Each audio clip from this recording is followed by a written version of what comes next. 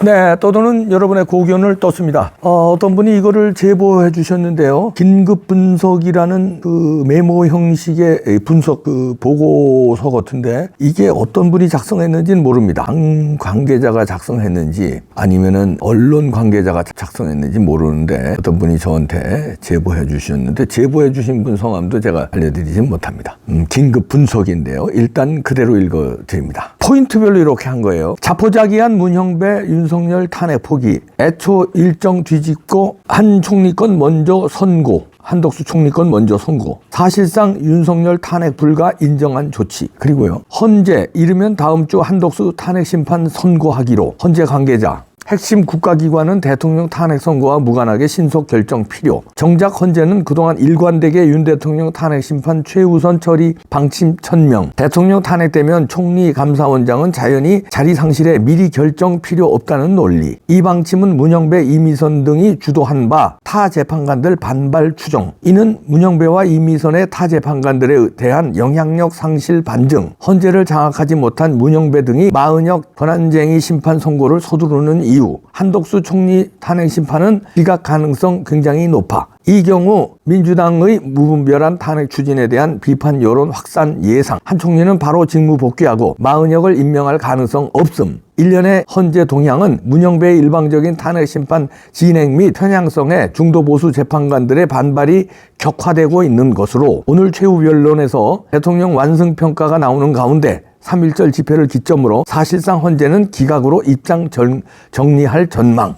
이런 내용인데요. 상당히 분석력이 있습니다. 이게 헌재 그 주변에 헌재도 이제 그 헌재 재판관만 있는 게 아니라 그 헌재 재판관을 보조하는 우리 화면에 안 나오는 또 판사들이 있고요. 그 밑에 이제 행정 업무라든지 아니면 비서 업무를 보는 직원들이 있습니다. 그런 쪽에서 나왔는지 분석이 아니면은 거기를 취재하는 어떤 헌재 취재하는 기자가 메모 형식으로 이걸 뭐 정보 보고라고 그러죠. 언론사에 일단 정보 보고를 합니다. 그리고 그래 기사 써 하면 이제 그때 이제 기사 쓰는 건데 정보보고 형식으로 한 거가 단톡방 같은 데서 흘러나와서 이게 나온 건지 아니면은 국힘당 관계자 뭐 보좌관이라든가 뭐 거기 뭐 관계자들이 많죠. 거기 관계자들이 나름대로 분석한 게 이게 흘러나온 건지 하여튼 어저께 윤 대통령의 최종 변론 직후에 이런 분석이 나온 거예요. 저도 어제 밤에 받았는데 상당히 분석력이 있죠. 그냥 아마추어가 분석한 것 같지는 않아요.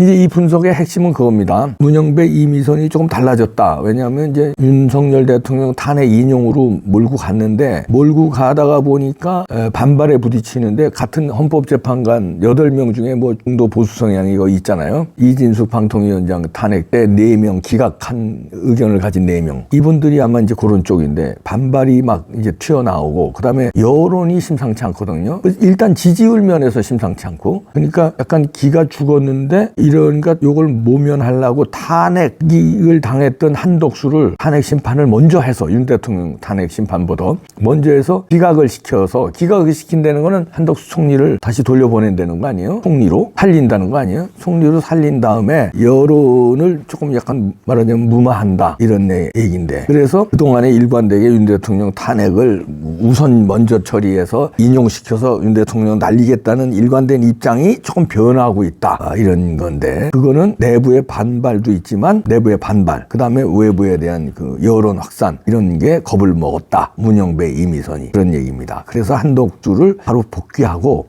마은혁은 이제 임명 가능성이 없다는 얘기고 그래서 대통령이 어제 또 최후 변론에서 굉장히 잘했잖아요. 그거에 또 영향을 받아서 기각으로 갈 가능성이 있다는 분석입니다. 근데 3.1절 집회 이제 엄청나게 나올 걸로 예상되잖아요. 3.1절 집회를 기점으로 사실상 헌재는 기각으로 입장 정리할 전망이다. 이게 결론인데 긴급 분석이라는 제목으로 이렇게 나왔거든요. 상당히 일리가 있습니다. 여기서 저는 이제 주목할 게 어저께 대통령이 자녀 임기 연연 안 한다고 그랬거든요. 요거를 그리고선 직무 복귀하면 개헌에 집중한다고 그랬는데 요거는 상당히 중요한 카드를 던진 거예요. 이제 일부는 보수 우파 국민들은 이거 상당히 반발하더라고요. 임기 단축은 무슨 임기 단축이야! 임기 끝까지 지켜야지! 이러고 혼내시는 분들 계시더라고요. 제가 이거를 그 전에 논평에서 얘기를 했더니 그럴 가능성이 있다 대통령이 딜을 칠 가능성이 있다는 그때 뽕평 보신 분들 알겠지만 제가 그렇게 예측을 그랬어요. 윤 대통령이 자녀 임기 연연 안 한다는 식으로 하고 임기가 2년 몇 개월 남았는데 절반으로 줄여서 임기 1년을 포기하더라도 주사파 반체제 인사들 잡고 부정선거 밝히기 위해서 뭔가 특단의 조치를 할 수 있다. 그 개헌도 뒤를 칠 수 있다. 그러면 이제 기각을 시키지 않겠느냐. 헌재재판관들이 임기 뭐 자기가 희생해서 반으로 줄이겠다고 그러고 개헌한다는데 굳이 임기 단축하겠다는 사람을 굳이 탄핵을 치지 않겠느냐. 그러면 뒤를 치는 거죠. 나 탄핵시키지 말아라. 그 대신 나는 임기 반 토막 자르겠다. 그리고 개헌하겠다는 걸 던질 수 있다. 윤 대통령이. 그렇게 제가 예측을 했더니 그거 임기 단축 입에 담지도 말라고 비판을 댓글에다가 어마어마하게 써주셨더라고요. 수백 명이. 그래서 제가 그 다음 날인가 그 다음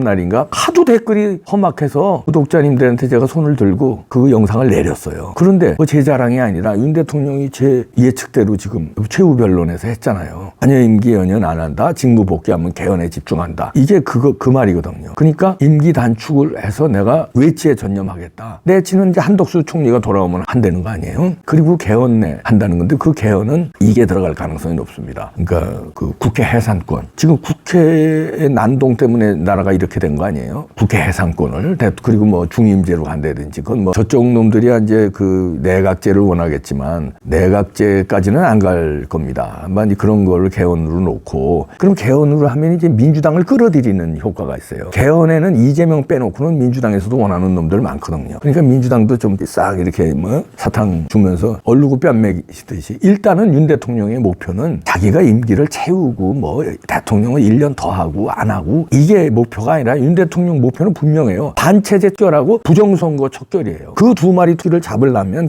그래서 계엄을 했는데 이게 자기가 여기서 탄핵이 인용되면 그거 잡지도 못하고 감옥에 가는 꼴밖에 안 되니까 이걸 잡아야 되겠다. 부정선거 잡아야 되겠다. 반체제 잡아야 되겠다. 그러려면 내가 임기를 좀 손해보더라도 이거 잡는 게 목표니까. 그러니까 소탐대실할 게 아니라 이보 전진을 위해서 일보 후퇴하는 거죠. 그 좋은 전략이라고 저는 생각했어요. 그랬더니 이제 그대로 대통령이 하신 건데 대통령이 역시 그 뭐라 그럴까 삼국지 손자병법 무협지 통달하신 분답게 굉장히 수를 잘 읽습니다. 그 뭐 저도 수를 잘 읽었다는 얘기가 아니라 뭐 저는 대통령이 그런 수도 볼 수 있다고 제가 이제 한 건데 그래서 욕을 먹었는데 저한테 욕하신 분들 지금도 또 욕하실래나? 대통령이 이렇게 결정했잖아요. 그러면 대통령이 왜 이런 결정을 했겠습니까? 대통령은 이렇게 생각했을 거예요. 어차피 임기를 다 채워도 저것들이 집권하면 나하고 부인 김건희 여사는 감옥 보내려고 전 지랄들 할 놈들이다. 그러니 임기 연연하지 않고 내가 정권 재창출하는 게 나라를 위해서나 나를 위해서나